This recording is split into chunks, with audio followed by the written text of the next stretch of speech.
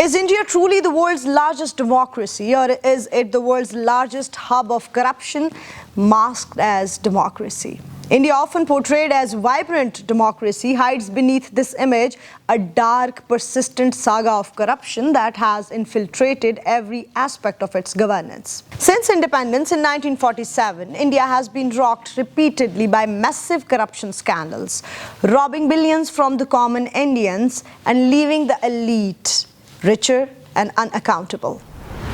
From the notorious Bofors arms scandal in 1987, where 600 million rupees in kickbacks reached Congress leaders, to the infamous 2G spectrum scam of 2008, causing an astronomical loss of 1.76 lakh crore.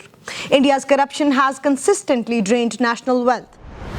The 2012 Coalgate scandal, highlighted by India's own Comptroller and Auditor General, exposed how coal mines were given without auction, handing 1856 billion directly into private hands. Even the 2010 Commonwealth Games became synonymous with rampant graft, kickbacks and billions siphoned from public offers. Under Modi's BJP regime, corruption has not only persisted but escalated through a sophisticated nexus between nationalist parties and powerful corporations.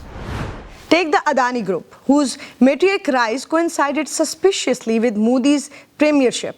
A single Hindenburg report in 2023 caused Adani's stock to crash by $150 billion, exposing alleged offshore manipulations and bribery charges. Similarly, Mukesh Ambani's Reliance Industries benefited enormously from controversial deals, notably the Rafale fighter jet contract, where standard anti-corruption clauses were conveniently waived to favor Ambani's interests. The diplomat observed that the Modi's government's favoritism toward Adani Group is an open secret. Congress leader Rahul Gandhi explicitly railed that Modi works for Adani Ambani, claiming the government had waived over 16 lakh crore in loans for a handful of tycoons.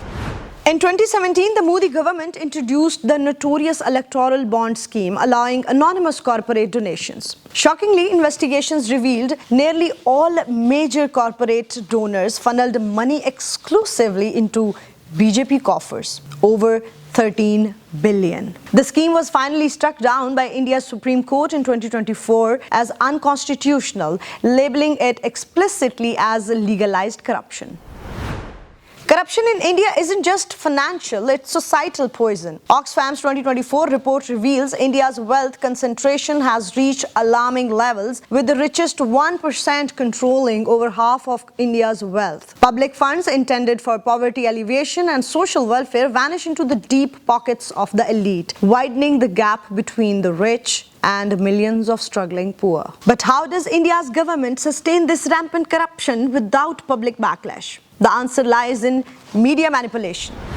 Ranked 150th globally by Reporters Without Borders, Indian media under Modi systematically suppresses corruption exposés and instead promotes sensationalist distractions. India's Godi media actively diverts public attention, amplifying communal tensions, Bollywood scandals and manufactured threats from neighbors like Pakistan, leaving serious issues like unemployment and corruption untouched. Indian anti-corruption agencies are weaponized for political vendettas, targeting opposition figures while shielding BJP allies. The Atlantic Council highlighted that 90% of corruption cases initiated by the Enforcement Directorate targeted opposition leaders, leaving BJP-linked corporates untouched. This selective enforcement ensures a perpetual cycle of crony capitalism and corruption. Corruption within India has profound regional consequences, especially in South Asia. Political elites, unable to address domestic issues like poverty and inequality, consistently escalate tensions with neighbors, notably Pakistan.